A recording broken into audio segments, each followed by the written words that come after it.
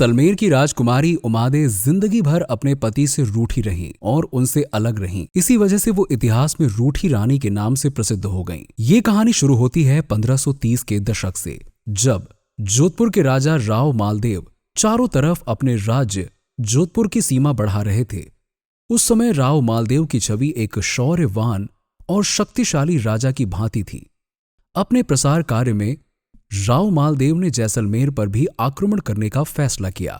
इस बात से चिंतित जैसलमेर के राजा राव लूणकरण को जब कोई रास्ता नहीं दिखा तो उन्होंने अपनी बेटी उमादे की शादी राव मालदेव से करवाने का प्रस्ताव उनके सामने रखा। कहा जाता है कि उमादे बेहद सुंदर और चतुर थीं। इसी वजह से राव मालदेव ने लूणकरण का ये प्रस्ताव स्वीकार किया और उमादे से 1537 में विवाह किया। उमादे भी राव मालदेव जैसे पराक्रमी पति को पाकर काफी खुश थीं। जब दोनों की शादी हुई तब उस समय की परंपरा के अनुसार राव लूणकरण ने अपनी बेटी को दहेज में दासियां भी साथ दी थीं। उनमें से एक दासी का नाम था भारमली, जो दिखने में काफी सुंदर थी। विवाह संपन्न होने के बाद राव मालदेव जैसलमेर किले में ही रात्रि विश्राम के लिए रुके रहे।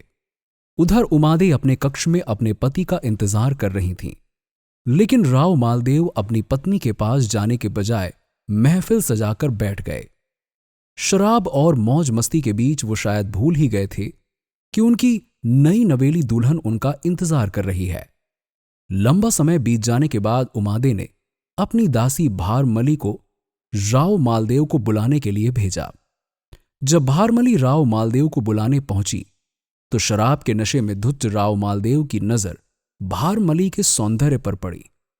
वो अपनी पत्नी के पास जाने के बजाय भारमली के साथ बैठ गए। जब घंटों तक भारमली वापस नहीं आई तो उमादे स्वयं उसे ढूंढते हुए उस कक्ष तक पहुंची जहां राव मालदेव और वो स्वयं थीं। उमादे ने जब अपने पति की ये हरकत अपनी आंखों से देखी तो उनके आत्मसम्मान को गहरी चोट लग गई। उन्होंने उसी वक्त राजा से कह दिया कि तुम मेरे लायक नहीं हो। सुबह जब राजा जी नशे से बाहर आए तब उन्हें अपनी हरकत का अंदाजा हुआ।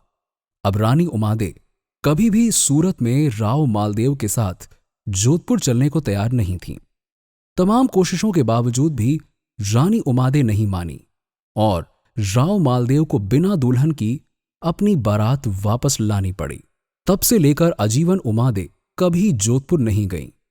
हालांकि उसके पश्चात भी राव मालदेव ने कई बार अपने कई दूतों को रानी को लेने भेजा, परंतु फिर भी वो रानी नहीं मानी। आखिरकार 1562 में राव मालदेव की मृत्यु हो गई, जिसके बाद रूठी रानी भी उनकी चिता में बैठ सती हो गईं और उन्होंने अपने प्राण भी त्याग दिए।